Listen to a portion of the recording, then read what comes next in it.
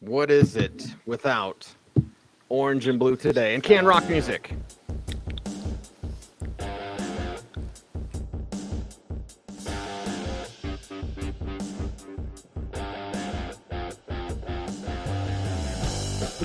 Get your head bobbing, Mace. We're here. It doesn't sound right. It sounds too slow. Look, listen to that. Listen. It's a mess. It's sick.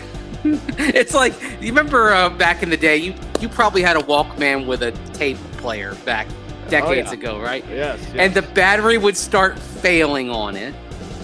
And then what would happen, it would sound slow and it would be kind of, off pitch. And that's what this music sounds like. I don't know what happened there, but it sounded totally off key.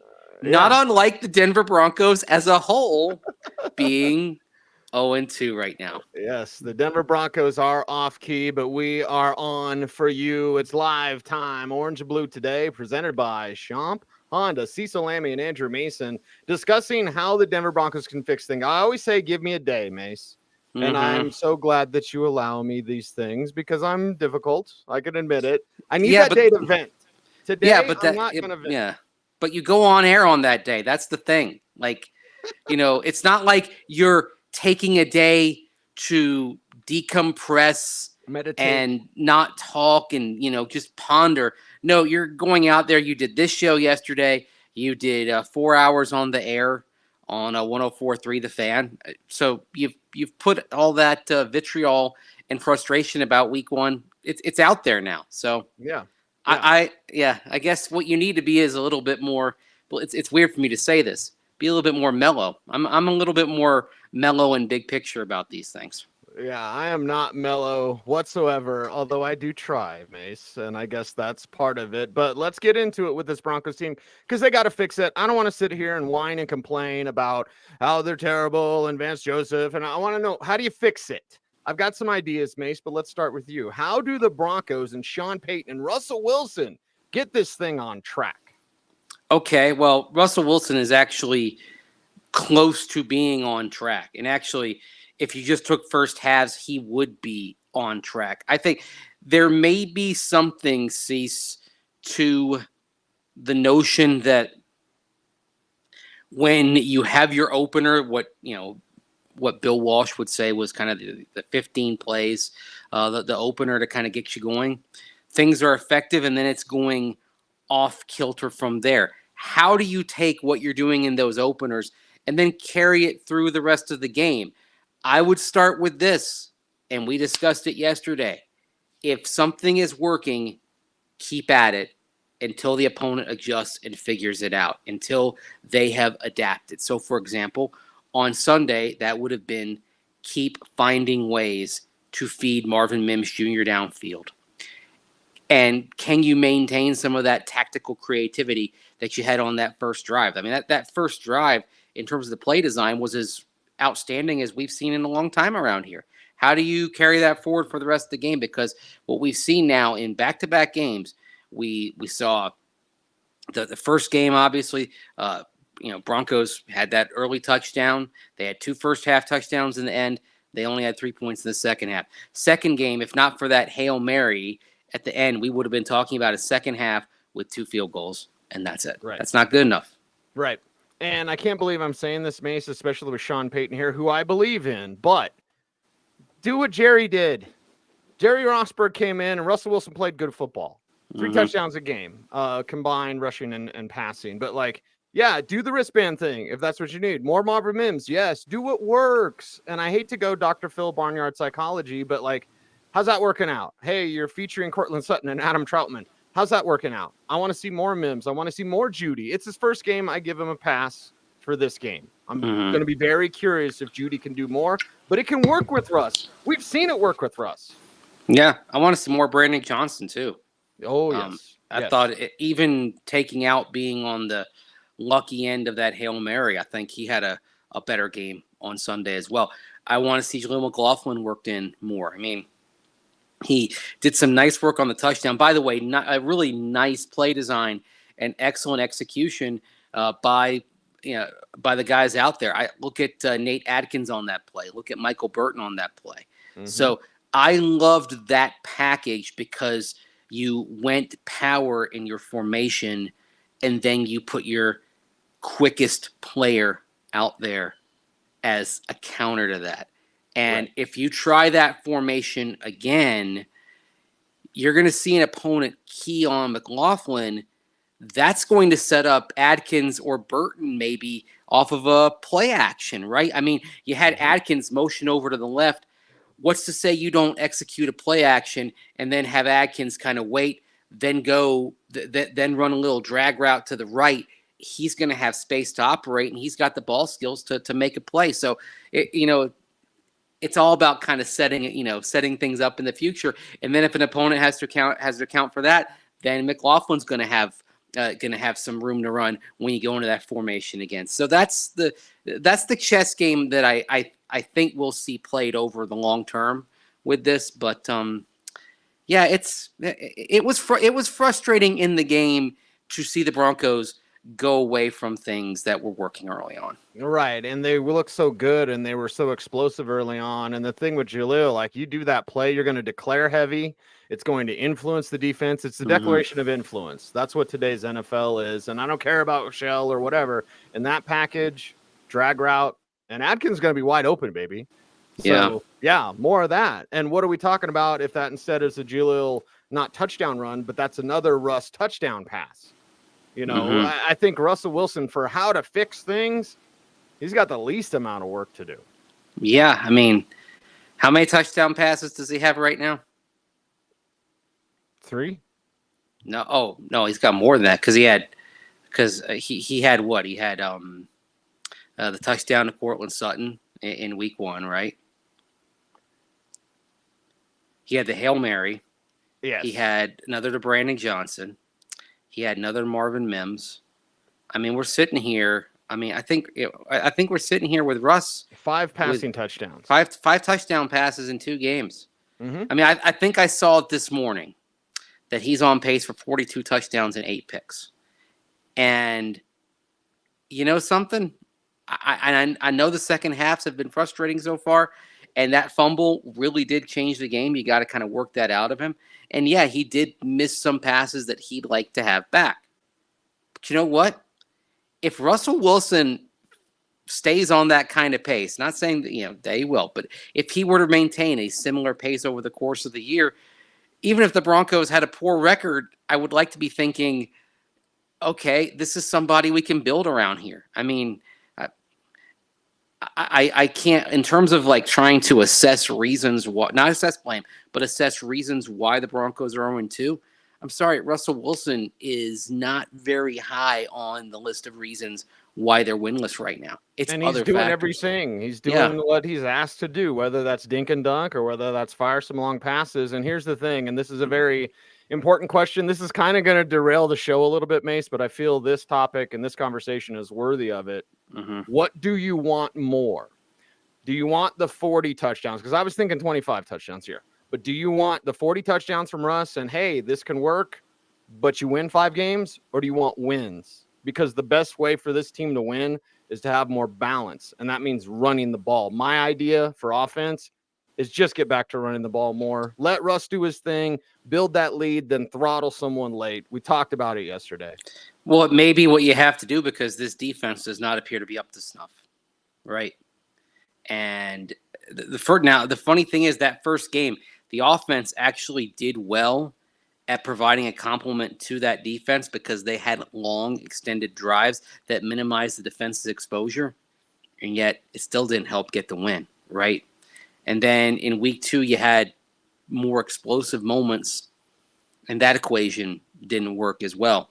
Opponents weren't equal, situations weren't equal, but it may be time to consider going with a more run-heavy offense, which I think we expected anyway, not because you're trying to protect Russell Wilson, but because you're trying to overcome a defense that is just getting gashed left, right, and center right now. Yeah, and it's something we weren't necessarily expecting from the defensive side. Offensively, we did want them to run more. And the thing is like, Russ will do it. Sean Payton, this can work. And defensively, we've got some thoughts defensively. We'll get there eventually. But like offensively, they can produce and they can score points. And here's one thing I'm sick of, Mace. I'm sick of one more thing, and then I'll stop complaining. People acting like the Commanders suck. Like, can we put a little respect on Sam Howell's name, Eric Bieniemy's name? Can we do that? You and I were the only ones in the Denver media. Everyone else was like, how they not beat Washington? Washington's a damn good football team, and Ron Rivera's a damn good football coach, and Eric Bieniemy is a future head coach. Well, maybe. But like all these people are like, oh, you lose to the Commanders, season's over. I'm like, the Commanders are good. The Broncos aren't there yet, man. 9-4-1 in the last 14 games. Okay. That's a pretty good sample size to know that at this moment, Washington is actually one of the league's better teams. And different quarterback, obviously, last year with Taylor Heineke. It's a team that went to Philadelphia, team that came within an eyelash of winning the Super Bowl and won on Monday night in Philly. This is a good team. I mean, at best, I thought this game was a coin flip. And the reason why it was a coin flip was it's at home, and it was Sam Howell's first road start. And you know what? In the end, some came down to the last second, right? Came down to a 2-point conversion to tie it at the end of regulation. On balance, that's a coin flip game right there. The Broncos were even with that team. Look, there's an old cliche that when it's going badly, it's never as bad as it seems. When it's going well, it's never as good as it seems, right? I saw, I think it was on tankathon.com that does a week-to-week measurement of what the draft order is, has the Broncos with the number 1 overall pick right now. I would put down a lot of simoleons. That old school cartoon reference there. Yeah. I would put down an awful lot that the Broncos will not be in the conversation for the number 1 overall pick when all is said and done. Now, is there a chance? Yeah, but the chance rests on more injuries and then not just being sellers at the trade deadline, but a fire sale, right? We're not at the point where we should be talking about that yet. I know a lot of people are thinking it. 0-2 is difficult to get out of. I understand that. 0-3 is darn near impossible to get out of if you're going to be a playoff team. But we are, and I think that's something where we say, okay, let's have that conversation next week. If you go down to Miami and get paddled, then okay. It may be time to start having some hard conversations about what you're doing for the trade deadline and what the goals are for this season.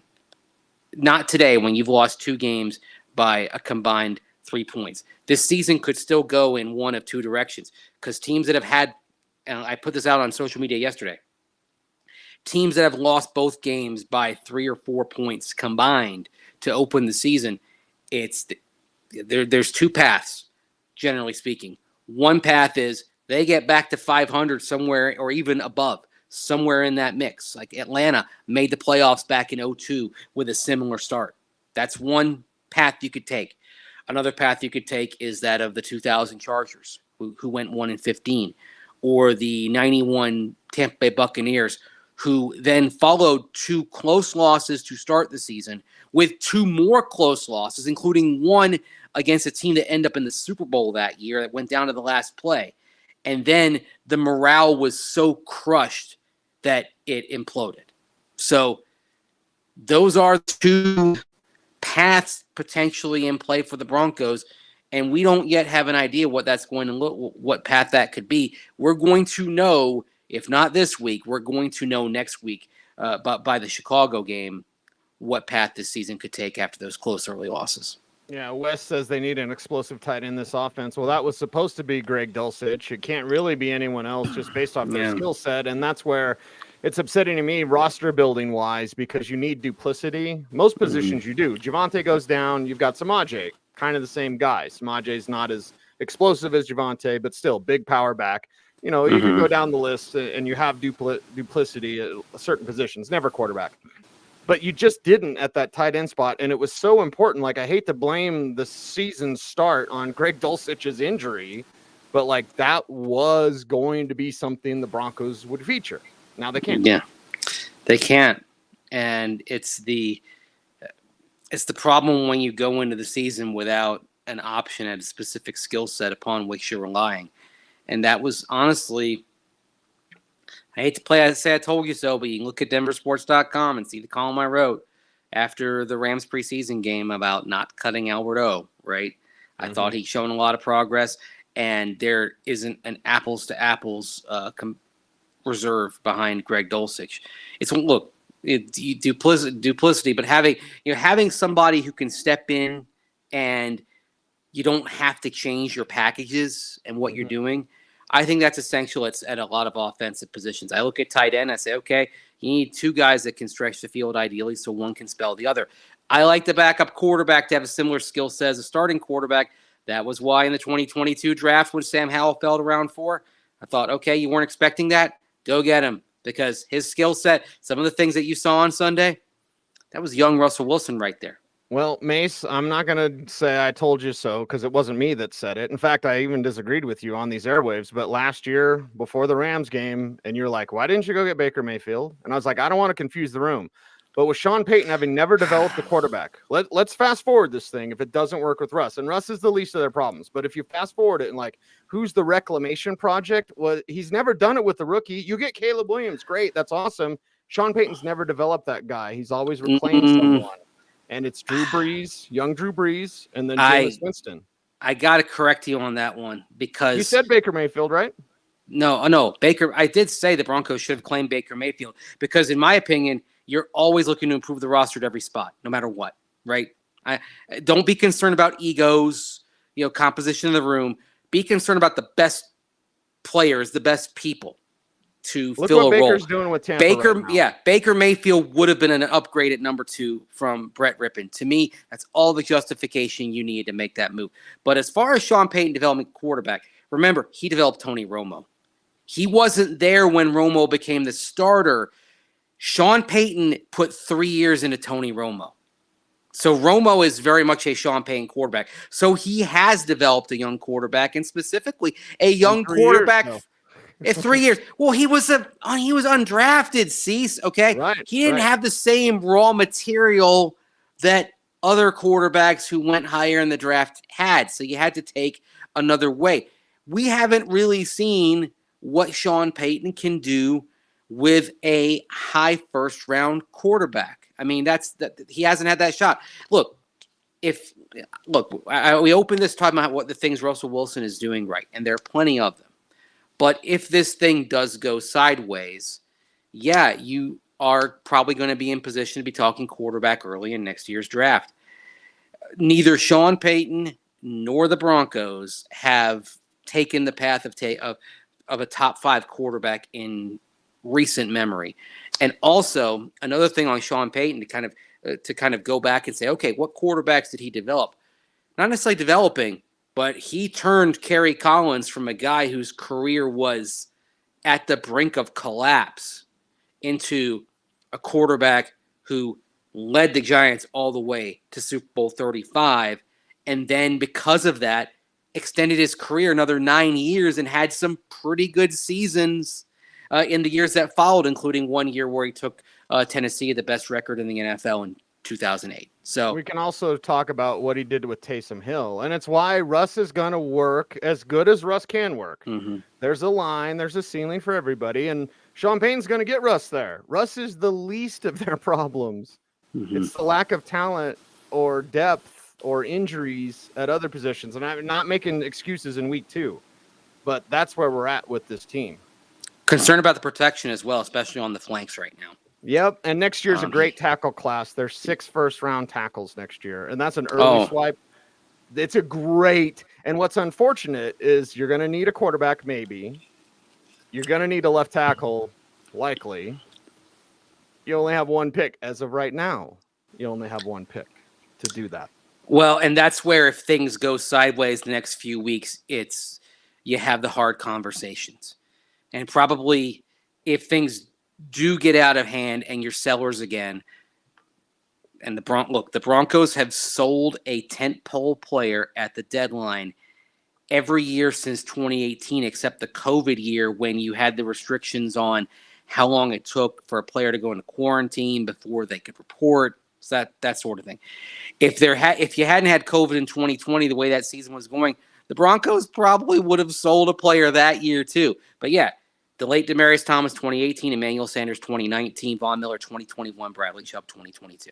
And so if things don't turn around, yeah, we all know where the conversation is probably going to go, right? It's going to probably go to Justin Simmons. Yeah. At the deadline. James Moore says not PS2, but there's a price for every. Someone offers you 2 first-rounders for PS2. It's never going to happen, but if that happens, buy. And if you're in the realm where you're talking about a quarterback, because let's say there are things that Sean Payton doesn't like about Russell Wilson, doesn't see long term. I mean, he certainly is going to look at things deeply. If that's the case, and you say, all right, we got to go get a quarterback, because it's not. You mentioned the tackle class, but there's no denying this is a high-level quarterback class. I'd say, I mean, I think this is a better QB class than 2018. Now, yes, obviously the results were hit and miss, but you had literally that QB class had a league MVP at pick 32 in Lamar Jackson. Yeah, everyone else, a lot of teams misfired on Lamar, but because they were hamstrung by traditional definitions of what. Shame on Bill Polian. Shame on everybody who thought, Lamar Jackson might be a wide receiver. He doesn't. Oh, come on. Watch the film. Watch Ozzy's so awesome. Yeah, watch the film and say, okay, with this unique skill set, we're going to develop something around this young man and make it work. Actually, you know what? One of the things that sold me on Lamar Jackson, and this is just like in terms of like character, the way he was talking about his mom at the combine. Mm-hmm. Do you remember that press conference he had? Yep. I mean, it was just, because QB is about leadership. It is about character. It's about all those things. And Lamar he brings all that too. I mean, he's the complete package, except he was a non-traditional quarterback because of his running style. Then you figure it out, man. The kid has it, Yeah. And people talk about the sin of missing on Josh Allen. Well, there's 2. Oh, the sin of missing on Lamar. I'll never forget as the first round wound down saying to a few people inside the building, like I said, I know we'll never do this because I was working for the Broncos at the time. I said, I know we'll never do this, but if it were my call, we'd be trading back up into round 1 for Lamar Jackson right freaking now. Mm-hmm. Gosh. Shoulda, coulda, woulda. What about defense? Before we're out of here today, got about 10 minutes left. Let's talk defense and how do they fix things there? Because everyone's like, fire Vance Joseph and hire Rex Ryan and just get him now. I'm like, okay, none of that's going to happen. They're not going to fire Vance Joseph during the season. I'd be very surprised if that happened. Never say never. But how do they do it? I think they run the ball and they use time of possession. They keep their defense less exposed. You got to figure out how to stop screens. There's a start. You got to stop screens, and you may have to blitz less, which I know is going to take some of the high-end stuff off of the pass rush, but the blitzing isn't working the way that you want to. And the problem is you're not generating enough pressure straight up, but you may have to just make a difficult choice here to keep things in front of you and be a little bit more conservative, because especially in week 1, but also sometimes in week 2, the blitz got exploited. So I understand why you're trying to do that. But the blitz outcomes haven't been what you want. Look, the clinching play in week 1 came off a blitz, right? Jimmy Garoppolo recognizing it, reading it, and taking off. And you could see as the game went on Sunday, Sam Howell getting better and better at diagnosing the blitz and capitalizing and finding the vacancies on the back end. You think Tua Tagovailoa isn't going to eat that up if you do that in Miami on Sunday? Tua's a smart dude. He reads defenses like that. He's quick. He's quick in how he processes. Yeah. If you blitz him, to quote Aliens, game over, man, game over. Yeah. Shall we play a game? There's another quote, and I have one quote for you, and this is amazing. And I can't do it in Cantonese, although I wish I could. Was it Kierkegaard or Dick Van Patten that said, "You label me, you negate me, you negate me"? Yes. Ding hi, Kierkegaard. Ding hi, Dick Van Patten. Yes, exactly. If you label me, you negate me. Negate me. Mm-hmm. So who are we labeling and negating? Or is someone being unfairly labeled and negated? I just think the Broncos overall. And okay. First off, middle pressure. Like, I know my question to Zach Allen wasn't great. Because he definitely didn't answer it great. But Zach Allen, you got to get middle pressure, baby. Like I asked him about that last week. You were there. Like he just didn't really answer it. It's like, yeah, it's super important. We're seeing the lack of middle pressure be the killer for this Broncos defense because now you've got to send blitzes. They don't work. Now you're exposed and they're getting exposed. Yeah. And you have to send those blitzes. And the other thing is when you're not getting that interior pressure, it means if you're getting it from the edge, it's arriving too late to make a difference when the rhythm and timing game is going. That was a problem in week 1. That could well be a problem again against Tua Tagovailoa in week 3. And now, oh, by the way, on the back end, you're going to be having an even greater challenge than you had against Washington. You and I talked about how deep they were, and lo and behold, Terry McLaurin, Jahan Dotson, Curtis Samuel, they all made plays. I don't mean to sprain my shoulder, patting myself and you on the back. But we did have Washington diagnosed last week in terms of what they did. Yep. So and now they're facing a team that's more explosive. I know Jalen Waddle has a concussion. We'll have to watch that injury report, see if he can pass through. Mace, may I give you, before we're out here, because I was watching a documentary while I was writing, and Kierkegaard came up twice. So I'm going to give you another thing, and this goes into Broncos and to the way people should think about the Broncos. Okay. From Kierkegaard, quote, "There are two ways to be fooled. One is to believe what isn't true. The other is to refuse to believe what is true." Ooh. I say we just tell the truth, baby. Let's just tell the truth about this team. You got to turn this thing around. Yeah. We're truth tellers, right? We're trying, man. We're trying. Are we going to kill you with truth? We could do that too. I would say this, like, I would rather be positive. That's why give us a day. We're going to get it out. Mace is going to be kinder than I. He's going to be a little more level-headed than I, which is fine. It's called balance, baby. And then in the next day, it's like, let's solve this. I don't want to sit around and complain about how they can't do it. Vance Joseph needs to be fired. Like, I can say that till I'm blue in the face. It's not going to help. What's going to help? How do you solve this? There's ways for, Vance Joseph's defense to be better. How is that? There's ways for Sean Payton to run the ball more. How do you do that? Right? There's ways for this offensive line to look better. How do you do that? Much better part of the conversation. So yes, Kierkegaard all day, and two ways to be fooled. Do not be fooled. One is to believe what isn't true, and the other is to refuse to believe what is true. And I'll give you another Kierkegaard quote because I just looked this up. So I'm like, there is something I had to find it because it was going through my head. I wanted to get it right. Face the facts of being what you are, for that is what changes what you are. You have to confront the reality of what you are before you can adapt and make yourself better. And that's kind of where the Broncos are right now. It's good advice for life. You do nothing by deluding yourself, right? Nothing.